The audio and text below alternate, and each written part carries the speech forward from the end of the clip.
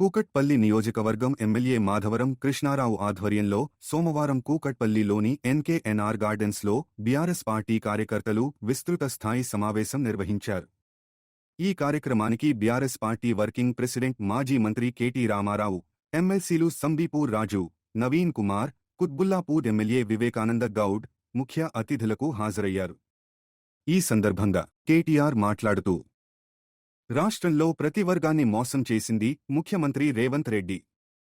కూకట్పల్లి కేసీఆర్ ముఖ్యమంత్రి కాకముందు నీటి కష్టాలు ఉండే. రాష్ట్రం సాధించుకుని కూకట్పల్లి వాసుల మంచి నీటి కష్టాలు తీర్చాం. కేసీఆర్ ప్రభుత్వం హయాంలో 24 గంటల కరెంట్ ఇచ్చాం. కూకట్పల్లి సభ సాక్షిగా రాబోయేది బీఆర్ఎస్ పార్టీ ప్రభుత్వమే. కేటీఆర్, హైదరాబాద్ మహానగరంలో కేసీఆర్ నేతృత్వంలో 24 గంటల నీళ్లు అందిస్తాం. కేసీఆర్ ప్రభుత్వం హయాంలో 65 ఏళ్లలో ఎన్నడూ లేని విధంగా మన ప్రభుత్వంలో 4 టైమ్స్ ఆసుపత్రి నిర్మాణం చేపట్టారు. 4000 పడకల సామర్థ్యంతో తాము శంకుస్థాపన చేస్తే ఇప్పుడు ఉన్న సీఎం రేవంత్ జోబులో కత్తెర పెట్టుకుని తిరుగుతున్నాడు. సీఎం రేవంత్ రెడ్డి తాము కట్టి వాటిని రిబ్బన్ కటింగ్ చేస్తున్నాడు. హైదరాబాద్ మహానగరంలో ఒక్క ఇందిరా అమ్మ ఇల్లు కట్టినట్టు చూపిస్తే రాజకీయ సన్యాసం తీసుకుంటా. కేటీఆర్, సీఎం రేవంత్ గుంపు మేస్త్రీ కాదు, దండుపాళ్యం ముఠా సభ్యుడు. హైదరాబాద్లో ప్రజలు అప్రమత్తంగా ఉండి మన నేతలకు ఓట్లు వేశారు. కాంగ్రెస్ దొంగలు కార్డులు పేరుతో వారిని మోసం చేశారు. కాంగ్రెస్ పార్టీ వాళ్లు తులం బంగారం ఇచ్చేవారు కాదు, మహిళల పుస్తేల తాడు కొట్టేవారు. కూకట్పల్లి వేదికగా సెంట్రింగ్ కార్మికులు భరోసా ఇచ్చారు. వారికి అండగా ఉంటాం అని చెప్పిన కేటీఆర్, జూన్ నుండి మన పార్టీ సభ్యత్వ నమోదు కార్యక్రమం ప్రారంభం అవుతుంది. కొత్త రక్తాన్ని నేతలుగా నియమిస్తాం. 15 డివిజన్లలో పోటీ చేయాలి. క్యూ అనుకునే వారికి నాయకుల చుట్టూ కాదు, ప్రజల కోసం వెళ్లే వారికే టికెట్లు ఇస్తాం. కేటీఆర్, బస్తీ నుండి కాలనీ వరకు, నియోజకవర్గ నుండి రాష్ట్రం వరకు ప్రజలలో వెళ్లాలి. ప్రస్తుతం పనిచేసిన కార్పొరేటర్లలో కొంతమందికే టికెట్ల ఇస్తాం. రిజర్వేషన్, డివిజన్ల పెంపుతో కొంత ఇబ్బంది ఉంటుంది అన్నారు. ఈ కార్యక్రమంలో కూకట్పల్లి నియోజకవర్గ మాజీ కార్పొరేటర్లు, సీనియర్ నాయకులు, కార్యకర్తలు పెద్ద ఎత్తున పాల్గొన్నారు.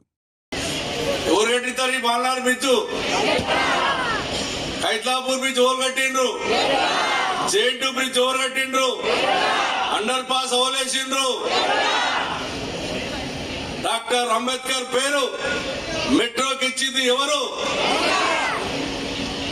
ఈ రోజున మనం ఎన్ని పనులు చేశాం, ఎన్ని చెర్లను డెవలప్ చేశాం, ఇంటింటికి మంచినీళ్ళు ఇచ్చాం. కంప్లీట్ గా 8 సంవత్సరాలు అయింది. మనం కడితే పాపం అక్కడ మొన్న వాటర్ వచ్చి మునిగిపోతే అక్కడ ఉన్నటువంటి లంబడి వాళ్ళు మునిగిపోతే 67 మందికి మనం ఇచ్చున్నాం ఆడప్పుడు. ఇంకా 67 మంది మనం ఇస్తే కట్టింది మనము, చేసింది మనము.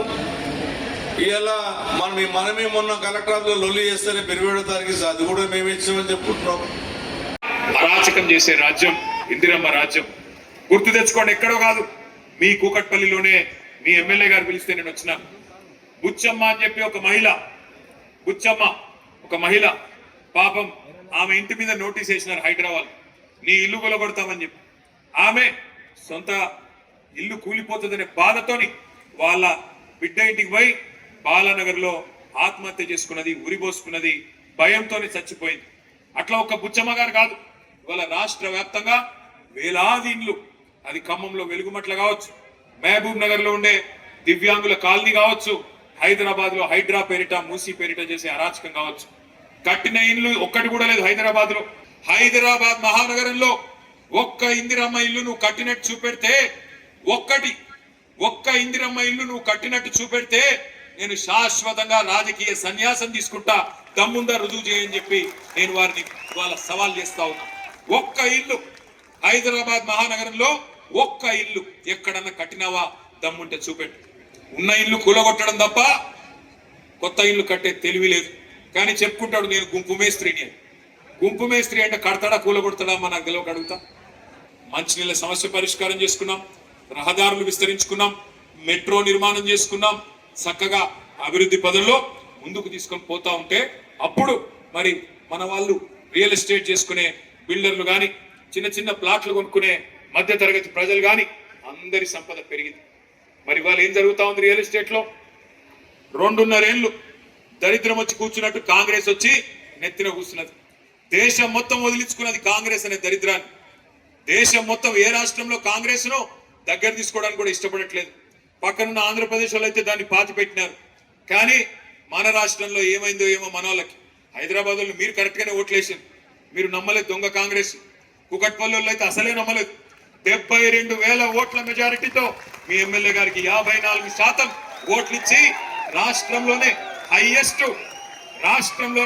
పర్సెంటేజ్ ఓట్స్, హైయెస్ట్ మెజారిటీ మా తమ్ముడు వివేకానందకు వస్తే 85,000, మీకు హైయెస్ట్ పర్సెంటేజ్ వచ్చింది. నేను ఆ రోజే చెప్పిన, తిరిగి చెప్పిన, పెద్ద ఆయన కేసీఆర్ గారు కూడా చెప్పినారు, మోసపోతే కోసపడతారు, బాధపడతారు, మోసపోకండి, అది మంచి పార్టీ కాదు కాంగ్రెస్ పార్టీ. పెద్ద ఆయన కేసీఆర్ గారు పెద్ద మనిషి కాబట్టి మర్యాదగా చెప్పిండు. నేనేం చెప్పినా అంటే వీళ్ళు బంగారం ఇచ్చే బ్యాచ్ కాదు, పుస్తల తాడెత్తుకపోయే దొంగల బ్యాచ్, ఇది నమ్మకండి అని చెప్పిన నేను. కానీ కొంతమంది దురదృష్టవశాత్తు వాళ్ళు నమ్మడం జరిగింది. నమ్మిన పాపానికి ఈ రోజు ఎట్లా ఉందో పరిస్థితి మా ఆడకూతురులందరికీ రాష్ట్రంలో కనబడతానే ఉన్నది. ఇలా రియల్ ఎస్టేట్ రంగం ఎట్లా కుదేలైపోయింది అంటే, నిన్నటికి నిన్న ఇందిరా పార్క్ దగ్గర ఆ సెంట్రింగ్ వర్కర్స్ ఉంటారు, హమాలీలు ఉంటారు, వారందరు సెంట్రింగ్ వర్కర్లు. వాళ్ళు పాపం ఎంతో కష్టపడి నిర్మాణ రంగంలో రాత్రనక పగలనక, ఎండాకాలం లేదు వానకాలం లేదు, పనిచేస్తూ ఉంటారు. వాళ్ళందరూ లక్షలాది మంది ఇలా లబోదిబోమని మొత్తుకుంటున్నారు. నిన్న కృష్ణారావు గారు, మా తలసాని శ్రీనివాస్ యాదవ్ గారు, మా గౌరవ ఎమ్మెల్యేలు 3-4 పోయి వాళ్ళకు ధైర్యం చెప్పొచ్చినారు.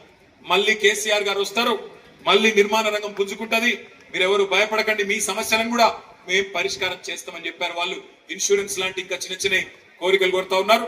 నేను సెంట్రింగ్ వర్కర్స్ కూడా చెప్తా ఉన్నా, అదే విధంగా గృహ నిర్మాణ రంగంలో పనిచేసే ప్రతి కార్మికుడికి నేను చెప్తా ఉన్నా, మీకు మళ్ళీ అండగా ఉండేది ఈ గులాబీ జెండానే, తప్పకుండా మిమ్మల్ని కడుపులో పెట్టుకొని కాపాడుకుంటామనే మాట కూడా నేను విజ్ఞప్తి చేస్తా ఉన్నా.